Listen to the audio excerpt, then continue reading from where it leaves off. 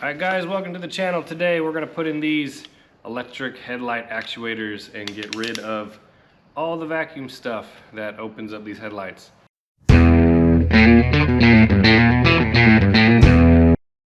Weirdly enough, in the past probably 2 or 3 years, the cost to convert these headlights to electric has gone way down. So in the past, these cars, you could spend $8,000, $9,000, $1,000 on electric headlight kits, and most people didn't do it. And I tell people all the time, just fix the vacuum stuff, it's way cheaper. But this whole kit right here in my lap has gone from expensive to right around $100 and something, depending on where you get it.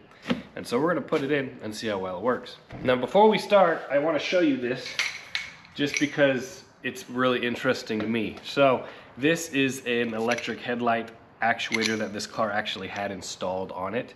And if you look at the screen grab that I got from Eckler's, this right here retail is like $900. And it's ridiculous because it comes with this giant relay box, I'm assuming. And of course it was installed very poorly. And the crazy part about it is I wanted to fix this. This was already installed and like I just needed to wire it up and figure out how to wire it. And then I messaged Eckler's and they're like, oh, we don't have any information on how to wire it. And I'm like, okay. I messaged 3 or 4 other Corvette companies. The only way they would even begin to try to help me with any kind of installation instructions or any kind of help is I needed an order number. I had to order it from them. And it's like, guys, these came in a car that is a customer. It's like, I don't have an order number, but nobody would help me. So anyway, another interesting fact about these are all on clearance, which means no one anymore is buying $1,000 headlight opener kits. Well, you can go on Amazon and get them for $100. So that's an interesting change in the last few years that wasn't like that before. So we'll take these. I don't know what we're gonna do with these. I might put them up to the power probe and see if I can get them to work, but we're gonna put these to the side for now. And let's talk about this kit. So what I do like about this kit more than something like this is it deletes that extra box, and it also uses more of the stock headlight components. So this has a bar thing that's attached to the front of the headlight, which deletes a lot of factory parts. I like this because it uses almost all the factory parts, and it's super simple. You have one plug, you have the second plug on this one, and then both plugs go into this main harness, which has a relay, and then at the very end you have a grand total of 3 wires. So you have a ground, you have a power, which will go to the battery, and then you have a blue, which is going to go to either the headlight switch or it can go to the bulb that runs. We'll probably put it on the bulb. And basically it's just a simple relay. So, you know, power on puts them one way and then power off puts it the other way. And that's really how they go. So here we are looking at these headlights again. So whoever installed this headlight kit deleted all the hinges and springs and all that stuff that goes underneath here. So we're gonna have to add all that stuff back, and I'll probably put it on the lift in order to make that just a little bit easier. But if you're doing this from home and you have your normal headlight, all you have to do is take out the actuator in the back. As I mentioned before, whoever put the other kit in took out all the pieces that go right here.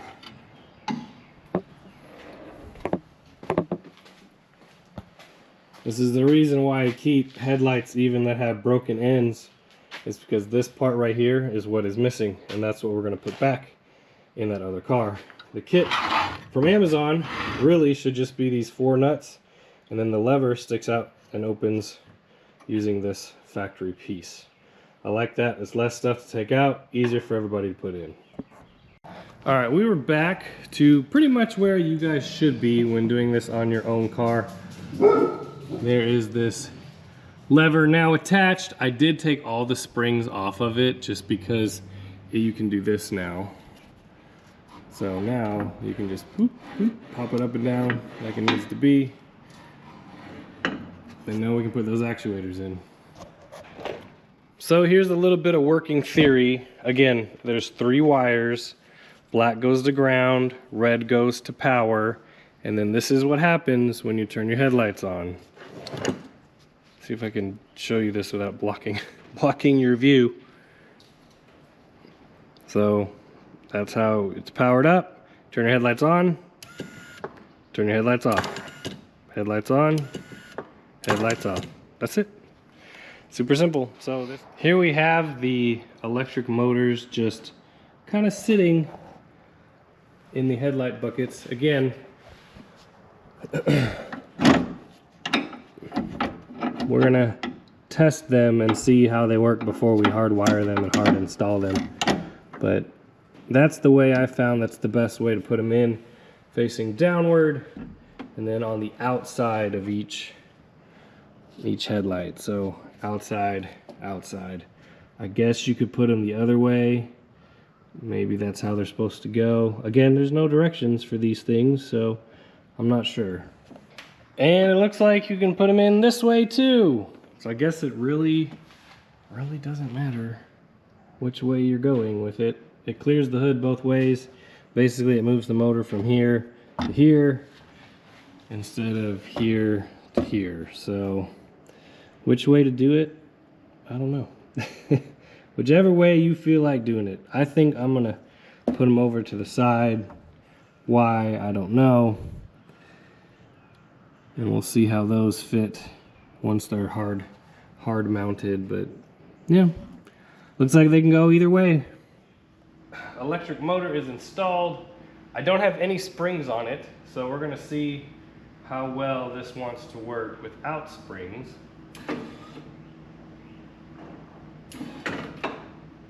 Pretty good.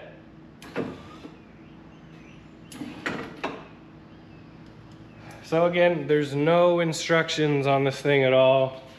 And I asked on the interwebs, I asked on the internet, you know, springs, no springs, yes springs. People say they did it with it, they did it without it, and then someone says that they just put the outside springs on it.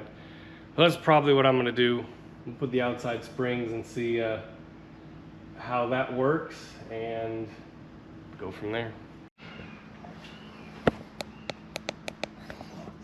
All right, we're gonna test with the outside springs attached and see if it opens and closes any different than it did.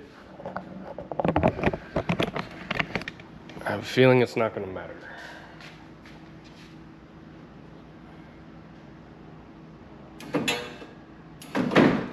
Ooh, closes way hard. Yeah, I think I'm just gonna leave the springs off of it. It seemed like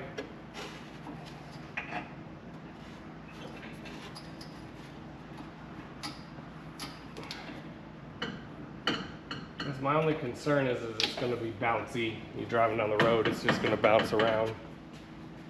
It is a lot smoother without springs though.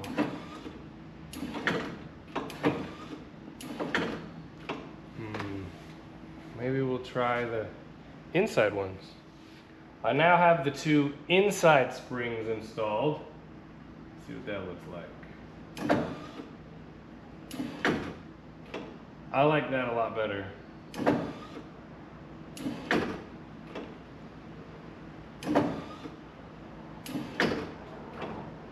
Yeah, we'll keep the inside springs. I don't think it needs all four. Again, try it on your car. See how well you can get yours to fit. Maybe you can do better than two.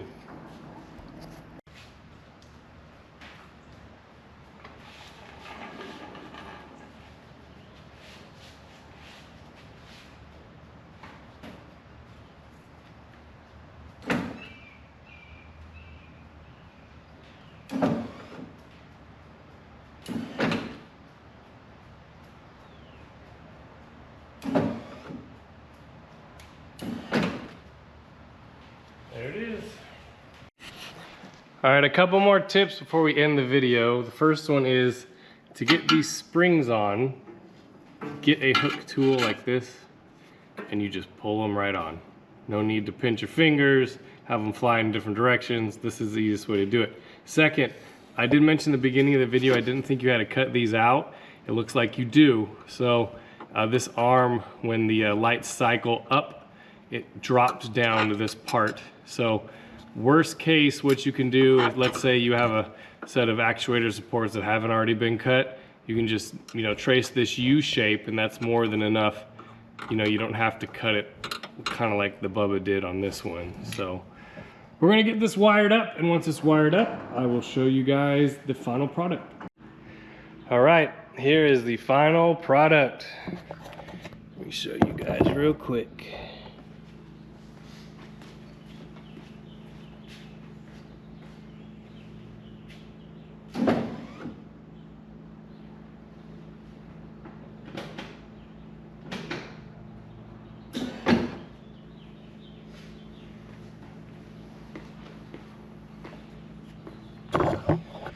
So last thing to mention is that I said in the beginning of the video that the signal 12 volts to activate the motors I was going to get from a headlight.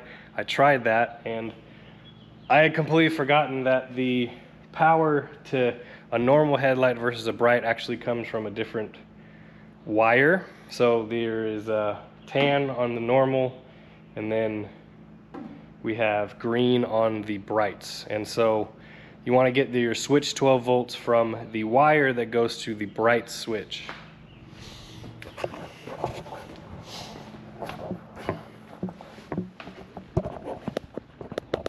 Now, I don't normally like to use these crimp connectors. It's inside the car. It's not ever going to get wet.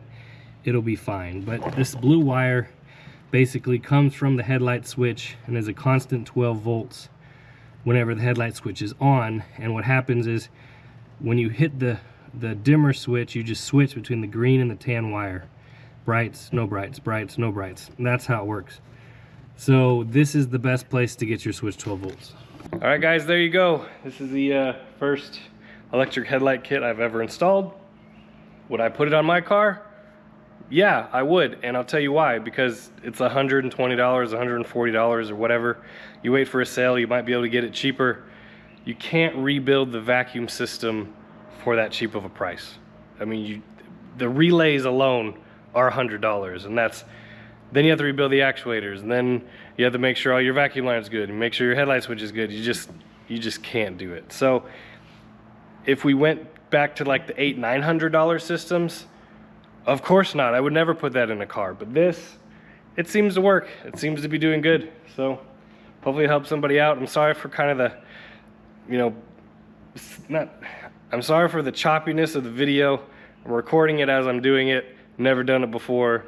So it kind of turns out that way. But there it is. We'll see you guys on the next one.